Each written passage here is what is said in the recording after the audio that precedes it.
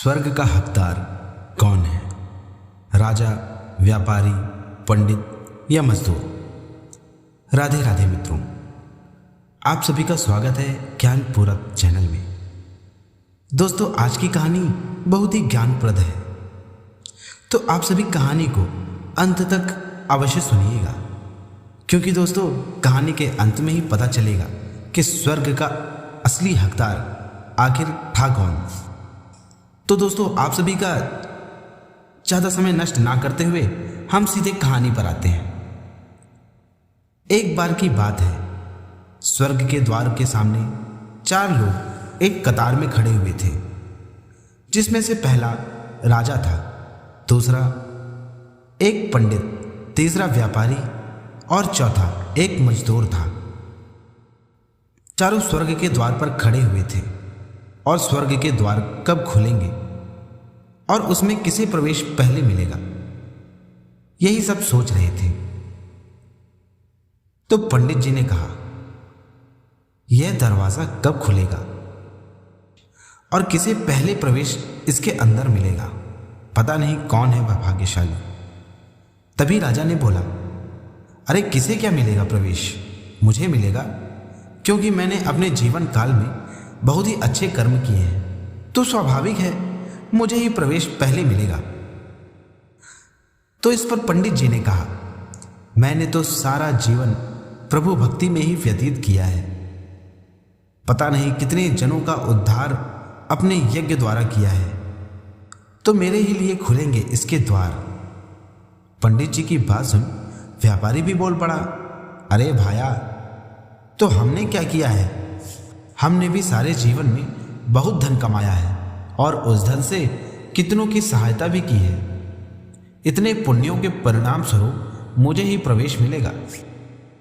राजा, पंडित और व्यापारी आपस में बात कर रहे थे और मजदूर उन लोगों की बात सुन सोचने लगा, मैंने तो कोई धन नहीं कमाया, परिवार के लिए 2 वक्त की रोटी के जुगाड़ में कभी प्रभु भजन भी नहीं किया, ना ही मुझ में इतना बल था कि मैं किसी के जीवन की रक्षा कर सकूं। मेरा तो निश्चित ही नर्क में ही तबादला होगा। यह सब चर्चा चल ही रही थी कि स्वर्ग के द्वार थोड़े खुले और उस दरवाजे में से एक दूत हाथों में पुस्तक लिए बाहर निकला और दरवाजा दूत के बाहर निकलते ही पुनः बंद कर दिया गया। दूत ने पहले राजा की ओर इशारा किया और पूछने लगा, राजन, आप बताओ, आपको इस स्वर्ग में प्रवेश क्यों मिलना चाहिए? तो इस पर राजा ने कहा, मैंने अपनी प्रजा की देखभाल बड़े ही अच्छे प्रकार से की है। मेरे राज्य में कोई भी व्यक्ति दुखी नहीं रहा, मैंने कभी किसी को दुख नहीं दिया, मेरे राज्य में मेरा बहुत नाम था। राजा की बात सुन दूत ने अपनी पुस्तक के पन्ने पलटने शुरू कर दिए और एक जगह रुककर दूत ने राजा से कहा, राजा साहब, कह तो आप ठीक ही रहे हैं, आपके राज्य में आपकी प्रजा बहुत ही सुखी थी, लेकिन आपने एक काम बहुत ही अनुचित किया है। राजा ने आश्चर्यचकित होते हुए पूछा, वो कौन सा काम है? दूत ने कहा, आपको राज्य की सीमा बढ़ाने की कोई आवश्यकता नहीं थी, फिर भी आपने अपने राज्य की सीमा बढ़ाने हेतु कितने ही सैनिकों को मरवा डाला, कितनों के घर उजड़ गए। आपके द्वारा यह कार्य बहुत ही अनुचित किया गया था। एकमात्र यही कारण है कि आपको स्वर्ग में प्रवेश नहीं दिया जा सकता। अब स्वर्ग के द्वार में प्रवेश हेतु एक दावेदार कम हो गया। अब बारी आई पंडित जी की। दूत ने पंडित जी की ओर इशारा करते हुए कहा, पंडित जी, आप बताओ, आपने अपने जीवन में कौन से अच्छे कर्म किए? तो पंडित जी बोले, मैंने अपने संपूर्ण जीवन में केवल अच्छे कर्म ही किए हैं। तो इस पर दूत ने कहा, वही तो मैं जानना चाहता हूं कि आपने कौन से अच्छे कर्म किए हैं। तो पंडित जी बोले, मैंने सारा जीवन प्रभु भक्ति में बिताया है, यज्ञ किए, जप किया, तप किया और कईयों को ज्ञान देकर दीक्षा दी है। इतना सत्कर्म करने के बाद आज मुझे स्वर्ग की प्राप्ति होने जा रही है। इतना कहकर पंडित जी आगे बढ़ने लगे।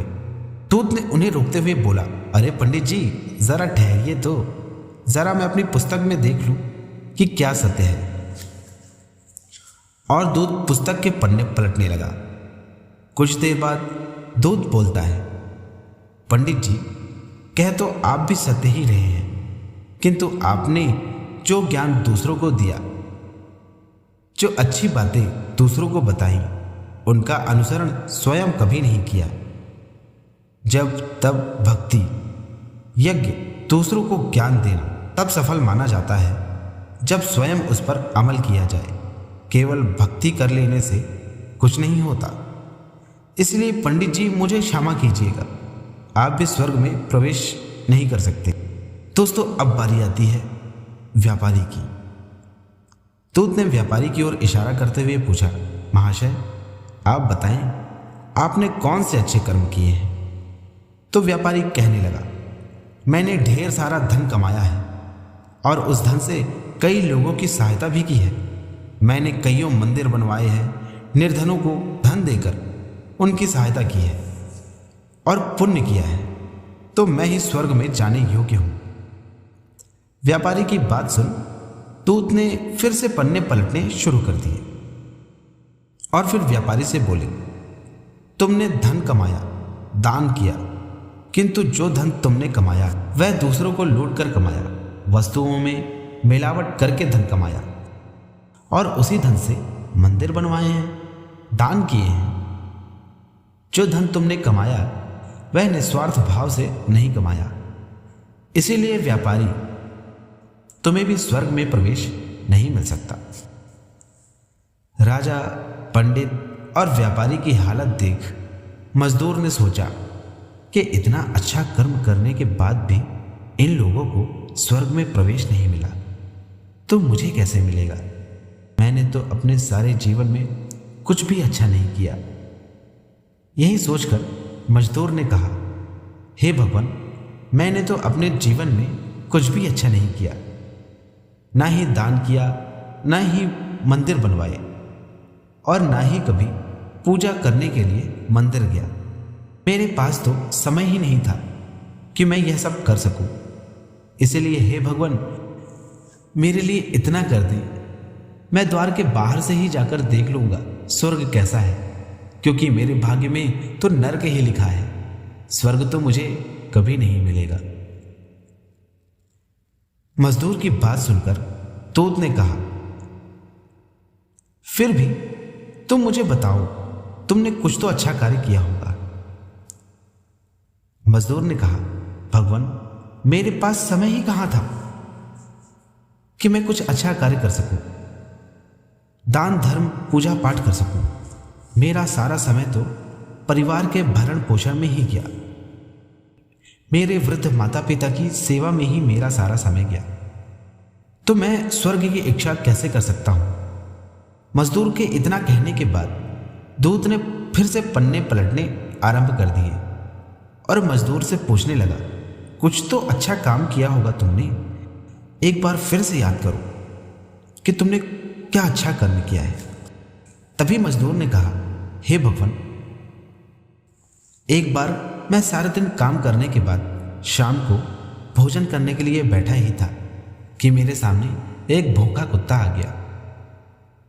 वह भूखा ऐसा लग रहा था कि कई दिनों से उसने कुछ भी नहीं खाया है, तो मेरे पास सिर्फ एक ही रोटी थी जिससे मैं अपनी भूख शांत कर सकता था, लेकिन मैंने वह रोटी उस कुत्ते को दे दी और उस रात मैं भूखा ही सो गया।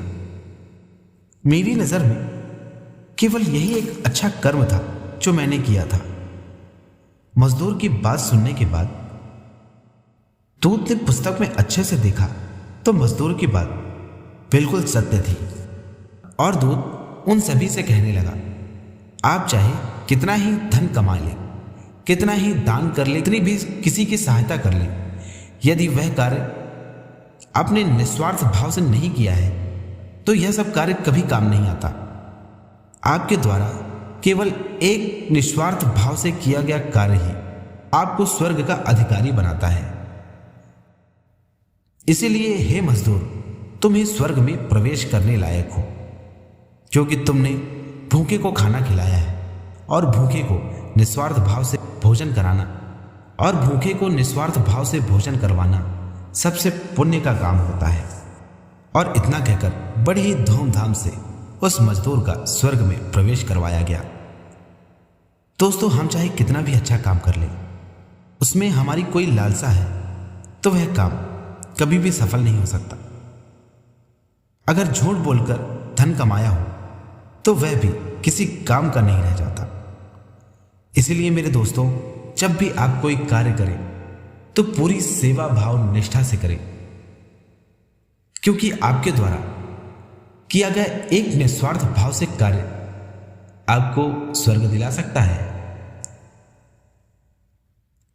तो दोस्तों, आज की कहानी बस इतनी ही। मुझे आशा है कि आपको हमारी कहानी अच्छी लगी होगी। और दोस्तों, अगर आपको ऐसी ही कहानियां पसंद हैं तो हमारे चैनल में ऐसी ही कई कहानियों का संग्रह मौजूद है। तो आप सभी चैनल को सब्सक्राइब कर लें और चैनल में मौजूद सारी कहानियों को सुने, क्योंकि हमारे चैनल में ढेर सारी ज्ञानवर्धक कहानियां मौजूद हैं। तो दोस्तों, कल फिर मिलते हैं किसी और कहानी के साथ हम लोग। तब तक के लिए नमस्कार। और वीडियो में अंत तक बने रहने के लिए आप सभी का बहुत बहुत धन्यवाद। जय श्री कृष्णा। राधे राधे।